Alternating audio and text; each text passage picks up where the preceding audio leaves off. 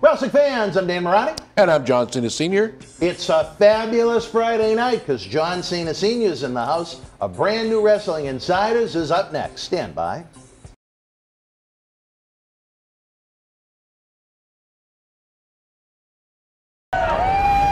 This is Mick Foley. This is Harley Race. This is Shelton Benjamin. This is Mr. Wonderful Paul Orndorff. This is the Monster Abyss. And this is Daniel Bryan. This is JBL, and you're watching the MWF. Be there live.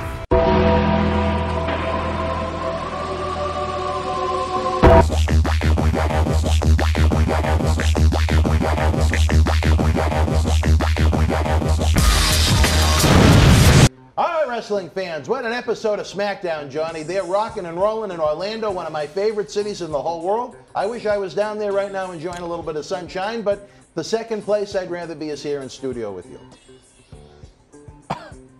Boff bag? Boff bag? Whoa! Oh, God. Well, it's great to be here.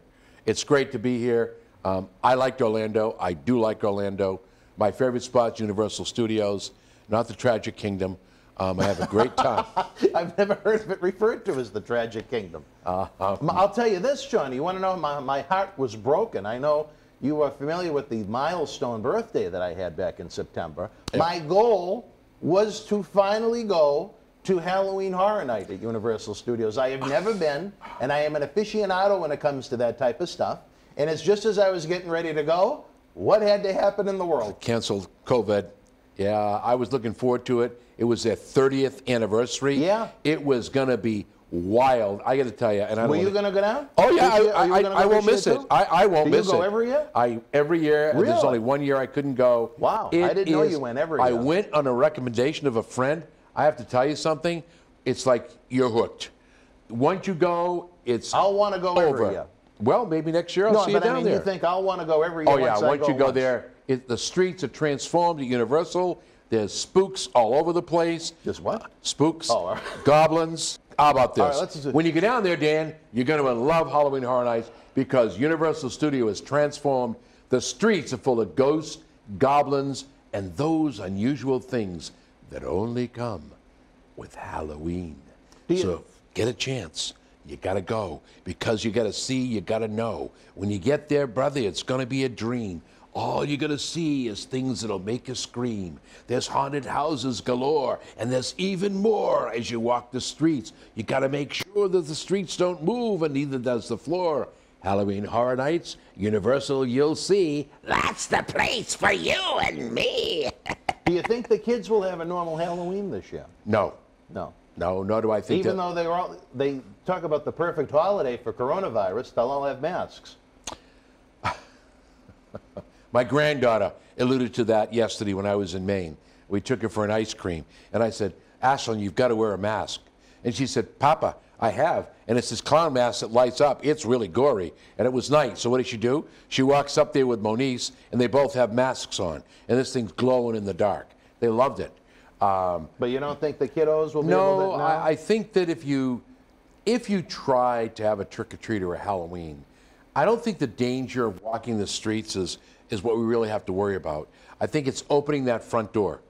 I think it's what's behind the door. And with the uncertainty of trick-or-treat in previous years, raisins and apples, people like Marty putting X-Lax and Hershey wrappers.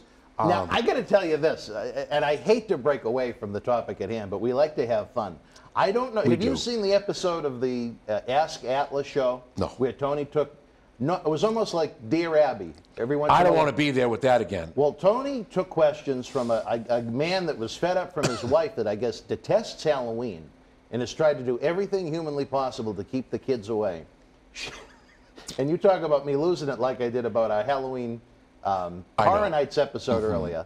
This woman, to try and keep the kids away, gave out individual packets of Quaker Oats oatmeal to the kids. And as a result, the house and the car got egged. The house of the what? This woman. That's what she got egged? They egged the car and they egged the house because she gave out oatmeal packets. Well, if you want protein, ma'am, you gave us oatmeal, we'll give you eggs. And Tony was very angry at these kids for egging the house. But he didn't really address the man's concern that his wife is obsessed with ending Halloween. But I guess you'll have to watch the episode in the archives. Yeah, let me know about that one. We had a lot of laughs on that one, too. But back to Universal Studios. Again, what a wrestling talk show we have. Have you ever been down for Christmas? For the Grinch Christmas. Yes. I've only been there sporadically for that, but I will tell you this, just as they convert Universal to horror, and I will say one thing, this is an update for those people that don't like it as much as I do. It used to be 3 nights a week, 4 nights a week, now it'll be 7 nights a week. What will be? A Halloween Horror Nights. Next year? Yeah, because I didn't know that. There are 3,000 people waiting at the gate to get in. Wow. It's crazy. But the thing I liked about Universal for Christmas is this side of Adventureland, or Islands of Adventureland. Yeah. That is, wow. All Grinch.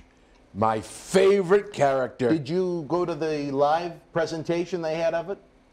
Where he sings and dances? Yeah. It's probably about 20 minutes, a half But an he's hour on the long. street doing that too. Yeah, right. Oh, right. it's awesome. But they have a great, Yeah. I mean, you think you're in Whoville when you go to watch It is Whoville. That's where he is. Right, but they do a live, I don't know if a play is the right word, but they do you go into a little theater. Right, it's a mini show. Yeah. Yes. Oh, it was the true Grinch of the world, Linda Moratti, found a little Christmas in her heart last year, and we took the little ones down a couple of weeks before Christmas, and it was just, I know you're not a big fan of the Tragic Kingdom, as you call it, but even the big Disney castle was all lit up with lights, and all of the theme parks. It was just beautiful how it was decorated for Christmas. I use the word tragic, but truly, truly, truly, it's a magic place. For those people that enjoy it, it's a magical place to be. It takes you beyond the world you're in and brings you where you need to be, a happy place where there's no shoving, pushing, carriages, whatever. But it is truly a magical kingdom. So when I say Tragic Kingdom, truly, I'm You're just a Universal guy. I am a Universal. You're a Universal guy. Yep. Can't take that out of my blood. All right. Well, we don't want to talk about blood. Wrestling, brother. Crimson Wrestling. mass coming down someone's face in a Hell in the Cell, which we probably won't see October 25th. But, Johnny, did you hear in the news recently about the WWE's attempt to try and prevent the talent from making an income outside of the world of wrestling? And former Democratic presidential candidate, the leader of the Yang Gang, Andrew... I know you were a proud member of the Yang Gang, but Andrew Yang going after Vince McMahon and WWE. What do you think about this? Yet more craziness in our great sport.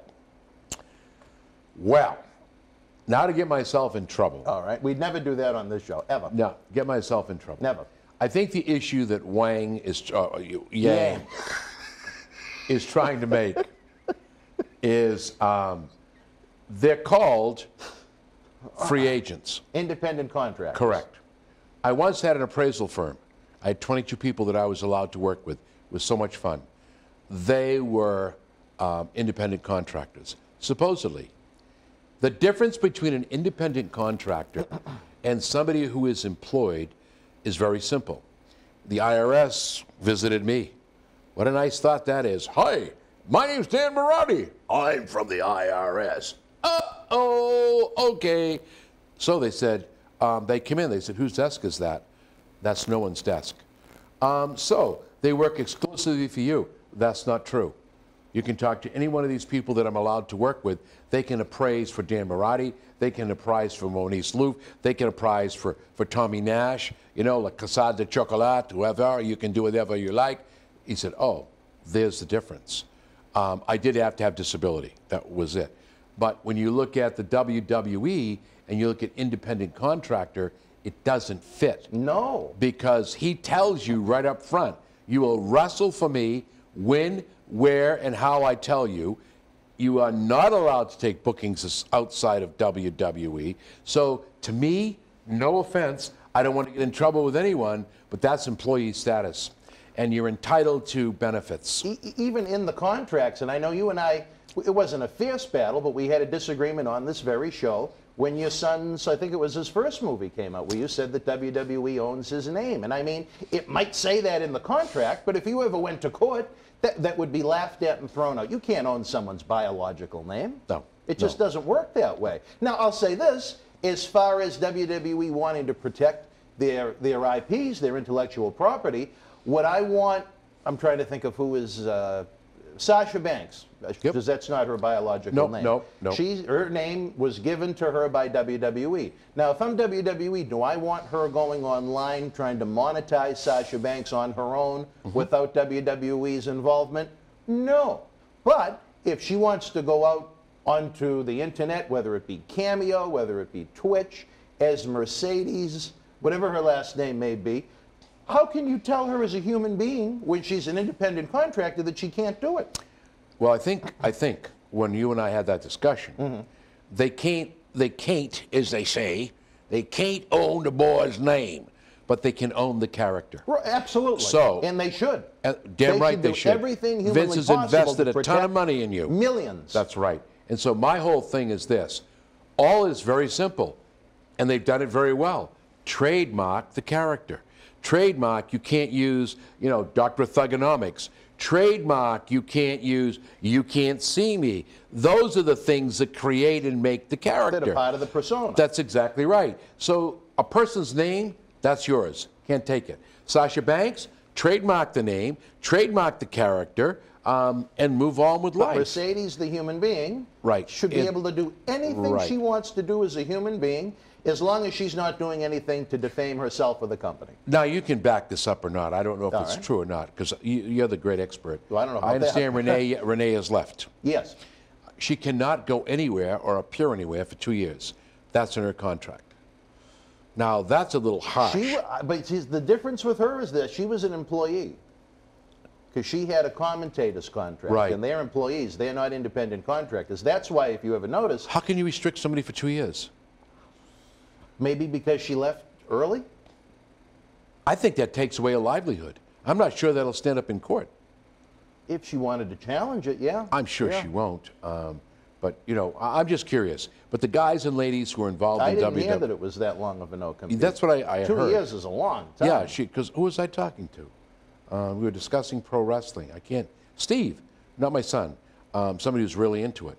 And we were shooting the breeze about it, and he said, what do you think of this deal about Renee Young? I said, well, she'll end up at AEW.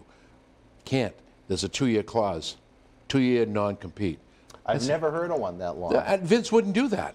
I don't think he would. But see, the thing is, to be honest, and someone may say, oh, you're the expert. You claimed you worked there for 9 months back in 2000 and 2001.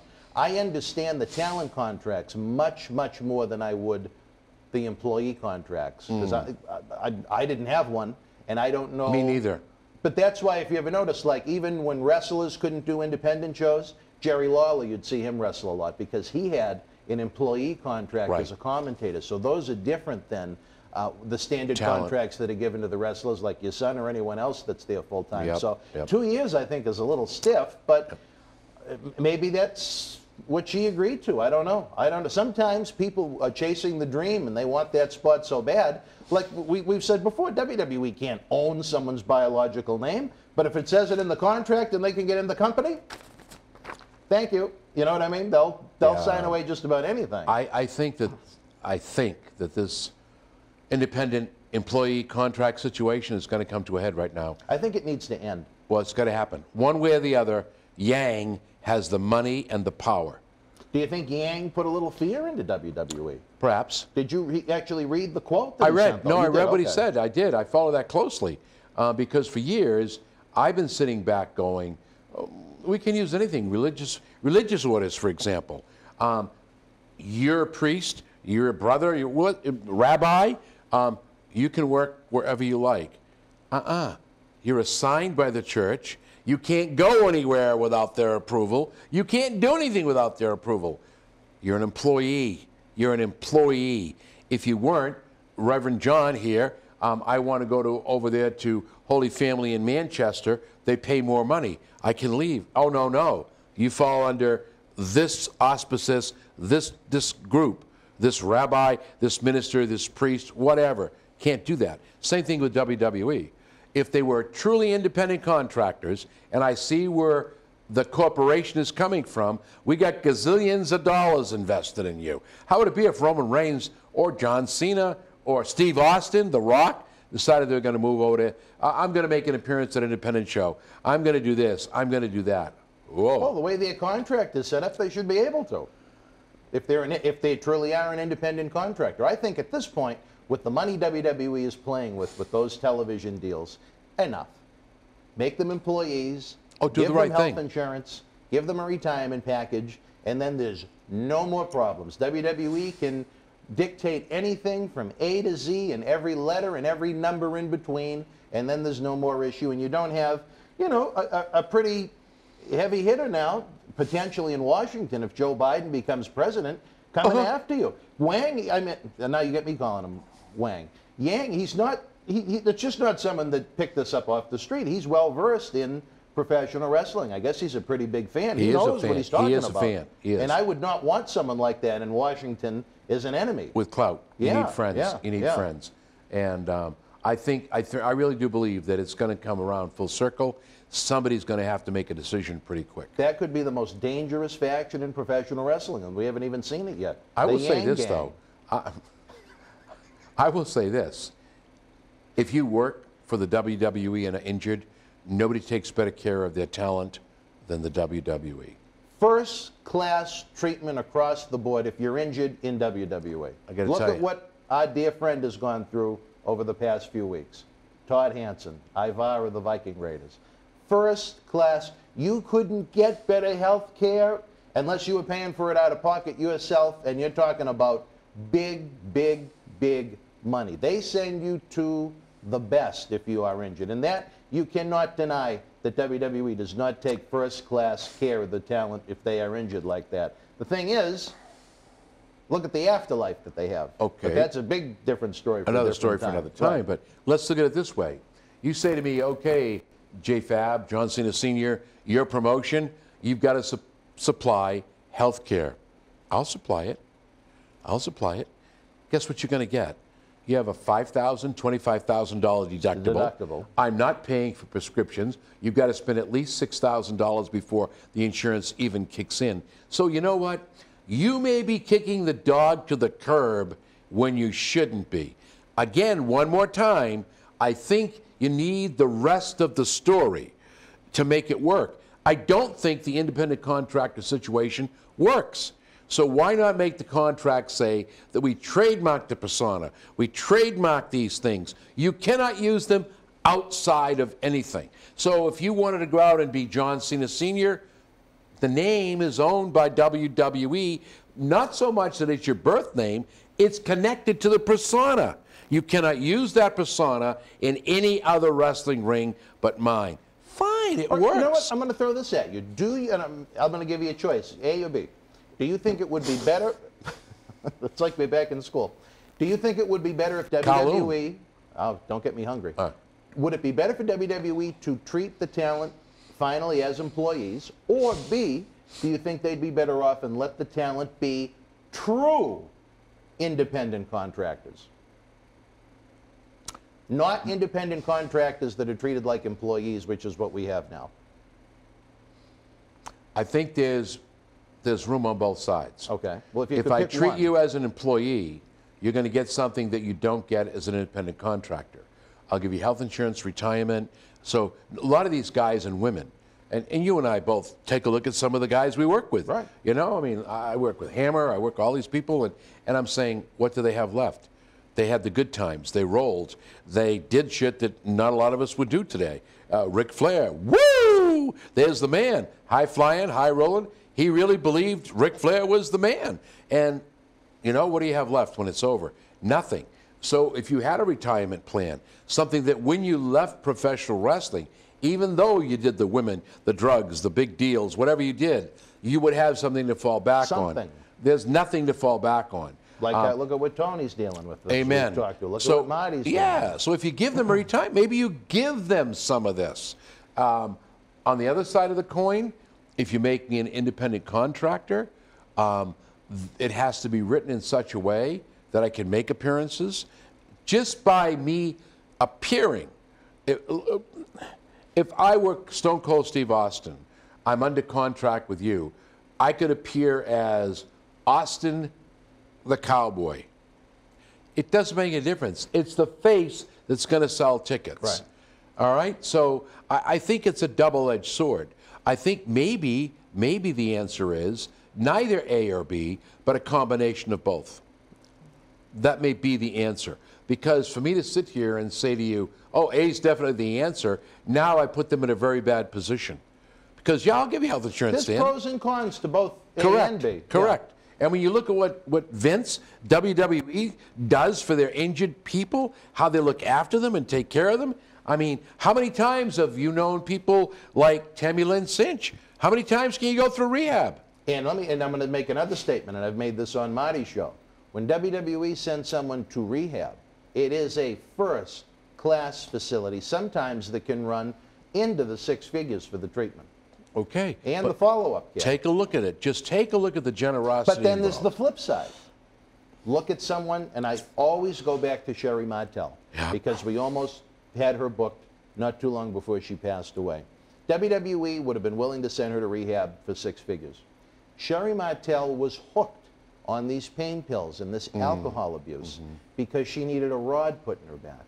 And that rod being put in her back would not have cost six figures. So at some point, and I know it's a long conversation, I know it's a deep conversation, I know it would take a lot of different voices in the room to come to a conclusion that would work for everybody. But I think WWE would only help themselves if they developed some kind of a program where they looked after the veterans of the sport. Because if you could have saved Sherry Martel's life for just say 20 grand, instead of sending her to a $90,000 rehab program, not only financially are you saving yourself money, but you're saving a life You might have that to should be with us right now. Well, but you might have had to do both. Because Maybe. my son had a rod in his leg after the accident as a Well, police that's good officer. too, right. They had to take the rod out. It was more painful with the rod in didn't know than that. without the rod. Really? So, yeah, there's a trade-off on everything, but knowing Well, that... that's just one example. Yeah, no, I mean, there's agree. lots I of agree them. with There's you. lots of them. No argument. I agree. But again, I say maybe A or B isn't the answer. Maybe it's like the frog in the blender. We put it in, push the button, and we mix it all up. Then it comes out clean. Something to think about. I'm not as smart as Yang, nor am I as smart as Vince McMahon or Triple H or Stephanie. I'm just a little peon. Well, I'll tell you, Mr. Yang has certainly opened up some interesting discourse in the world of professional wrestling, and there may be some promoters that won't like it. He's going to go a lot further. We'll have to wait and see. All right, Amen. Johnny, we're very interested to see what you think at home about Andrew Yang. I've almost said Wang again. Johnny's got me all over the place, especially after our Halloween Horror Nights discussion, but that's another different story for a different time. We always love your comments in the comment section below. We always read them. We're trying to respond to as many as we can. Don't forget, if you join the premiere on Friday night at 10 o'clock, we have the live chat going. Those super chats go a long way in keeping the lights on and helping us keep the legends working. We got the great merchandise. We got the C word coming up, Christmas, the holiday season, birthdays, whatever may be going on in your world. If you want to treat yourself to your wrestling collection, not only do you get the great collectible, but you get the shout out on the air from Mr. USA Tony Atlas as our thanks to you. In addition to that, again, the Patreon. Early ad-free access to all of these great talk shows, plus the entire studio shoot interview, DVD library. It costs about as much as a cup of coffee over at Starbucks, over at patreon.com/Boston Wrestling.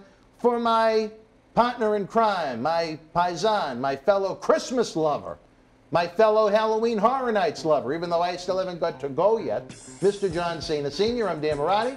Until we speak again, you have a great week. We'll see you Tuesday at 9 with Tony, Thursday at 9 with Marty, and right after SmackDown, baby, on Friday night, when the Thunderdome lights go out, his dome comes on. Mr. John Cena Sr. at 10 o'clock. Be well, stay healthy, folks. Good night.